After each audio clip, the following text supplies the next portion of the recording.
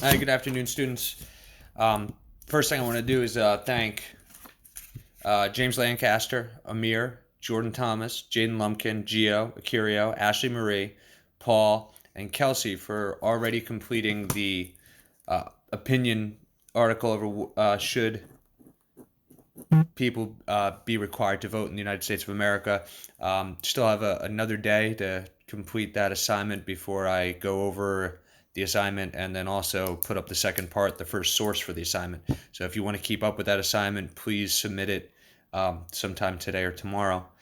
Also, I still only have two students who have logged time on iReady. I understand there might be some difficulties with iReady, but if you're having any problem, please post on my wall. Explain what the issue is. If you don't have a computer, if you don't have a computer that can access iReady, if you can't access iReady on that computer, um, there's been a couple students who've had that problem, and we've been able to figure out a way to get you on iReady. So please, if you can't log on to iReady, please post. If you haven't logged on to iReady, please log on and log some minutes in both reading and math because you're still required to have 45 minutes of both subjects and pass two lessons in each. Um, so the lesson I have for you today is on complete sentences and fragment sentences, and with a lot of our writing in the uh, different classrooms and on teams, I can tell that a lot of us need work on complete sentences.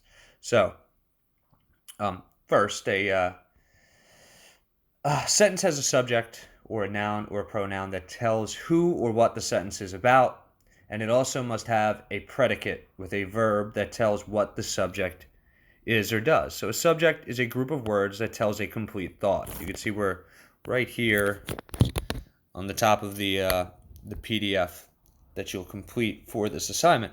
A complete sentence has a subject and a predicate. The subject tells whom or what the sentence is about. The predicate tells what the subject is or does. I have this chart which may make it a little bit clearer. So, a complete sentence must have a subject. For example, my mom, Mr. Muirhead, people, the table, person, place, or thing. That's what the entire sentence is going to be about. And then it needs to have a predicate that says what that noun does or what it is. So the predicate's going to typically be a verb or the word is. So for instance, a complete sentence would be my mom is shopping. Mr. Muirhead ran a mile. People went to the store. The table fell over. In each of these, the noun is the subject and the predicate is what that noun is doing. Let's go back to this first page, and they've got a few more examples for you. Here you have the subject being Nick and his friends. And what do they do? That's the predicate. What do they do? Listen to jazz music. Now, on the other hand, a sentence fragment is a group of words written as a sentence, but it doesn't tell a complete thought. You're not able to answer what the noun is doing or potentially what the noun is. We could drop all the way down here to our first question, and we'll do this together just so you see. You see there's a little space next to it, and I've created a form sheet so you can fill these out. I can tell you that at least three of them are not complete sentences. So the first thing you need to do is decide which three aren't complete sentences and are sentence fragments. And I'll tell you, number one, jazz all over the world is a sentence fragment. You need to tell something about jazz all over the world. That's going to be the subject. What can we say about it to make it a complete sentence? So you could just simply add something like jazz is now played all over the world, because now it tells us what jazz is doing all over the world. We're missing that portion. So for this problem, we would put fragment, and then we would turn the sentence into a complete sentence, which once again, you can even use my example. Jazz is now played all over the world. Up here, we still have two more examples, and you can see how they're changing from sentence fragment to complete sentences. Played the trumpet. What's the problem? What's missing? We don't know who played the trumpet. Complete sentence. Now we have a subject. Two friends played the trumpet. We know the subject is the two friends. The predicate is the playing of the trumpet. We know the two friends, the subject, played the trumpet, the predicate. Sentence fragment. My brother and sister. Well, that doesn't really say anything, it's just telling who they are. So now we need to know what they are, what they're doing, why they're important. My brother and sister are in a band. Now we know something about them. They're in a band. So again, the subject, brother and sister, the predicate that they are in a band. The subject of a sentence will always have a noun or pronoun.